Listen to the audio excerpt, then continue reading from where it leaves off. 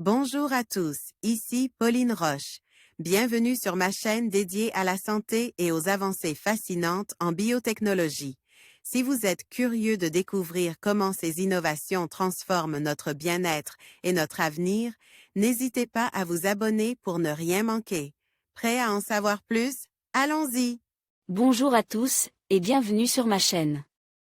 Aujourd'hui, je vais aborder un sujet fascinant, les différences entre le cerveau d'un homme et celui d'une femme. Saviez-vous que des études suggèrent que le câblage de nos cerveaux pourrait être différent? Dans cette vidéo, je vais explorer ces distinctions, les implications sur notre comportement et notre manière de penser, ainsi que ce que la science nous dit à ce sujet. Restez avec moi pour découvrir comment ces différences pourraient influencer nos vies quotidiennes. C'est parti! Durant l'adolescence, la croissance cérébrale différait chez les garçons et les filles, ce qui aboutit à des connexions différentes selon les sexes.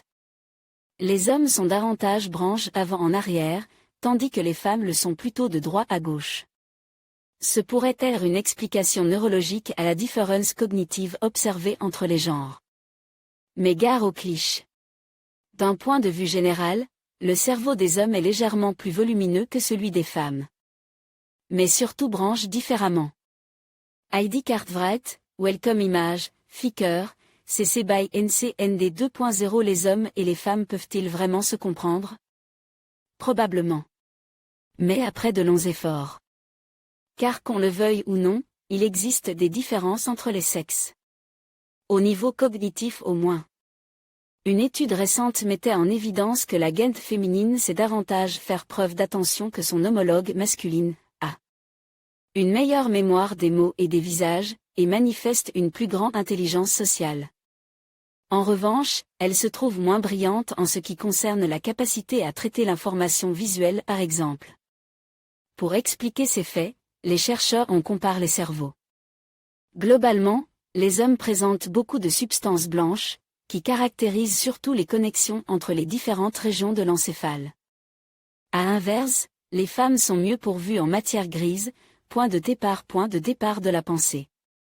Mais ce ne sont pas les seuls, comme le confirme une étude parue dans PNAS, menée pour la première fois sur un vaste échantillon. Si l'on se focalise uniquement sur les branchements, ils s'orientent différemment selon le genre. Pour les hommes, ceux-ci sont plus denses au sein d'un même hémisphère, donc pour des liaisons d'avant en arrière.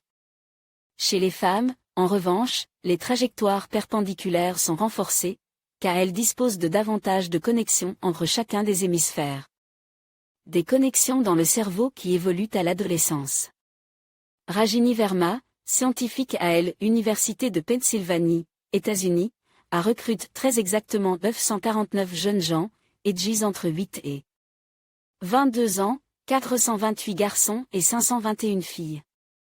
Tous on passe sous un IRM de diffusion, utilise pour mettre en évidence les fibres nerveuses et donc les branchements dans le cerveau.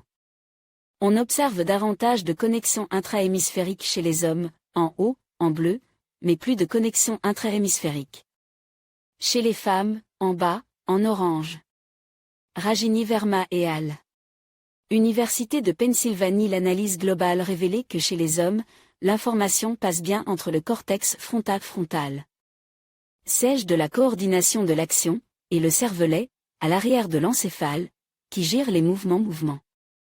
À l'intérieur de cette structure, les scientifiques ont malgré tout observé de nombreuses connexions d'un hémisphère à l'autre. Ces données suggèrent donc une meilleure aptitude pour l'exécution des tâches motrices. Les femmes, quant à elles, montrent davantage de câblage entre l'hémisphère droit, qu'on schématise souvent comme étant lié à l'intuition, et son homologue de gauche, associé à la logique. Elles seraient donc mieux équipées pour intégrer les données. Des conclusions à surtout prendre avec des pincettes car probablement un peu simplistes. Les chercheurs ont également observé l'ampleur des différences en fonction de l'âge. Entre 8 et 13 ans, les cerveaux demeurent assez ressemblants selon les sexes. En revanche, ils sont les plus dissemblables entre 14 et 17 ans, en plein milieu de l'adolescence, avant que les différences ne s'atténuent. Un peu chez les jeunes adultes. L'architecture cérébrale des troubles neurologiques. Les auteurs précisent qu'ils viennent de publier la plus vaste étude permettant de lier la structure du cerveau à différentes fonctions cognitives. Ils soulignent également la formidable complémentarité qui existe entre les cerveaux des deux sexes. Mais sans pouvoir encore l'expliquer.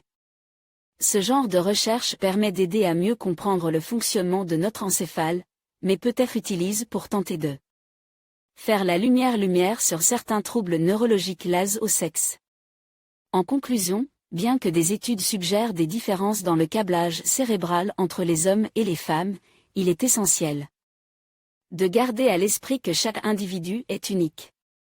Ces variations ne déterminent pas les capacités ou les comportements, mais elles peuvent influencer certaines tendances.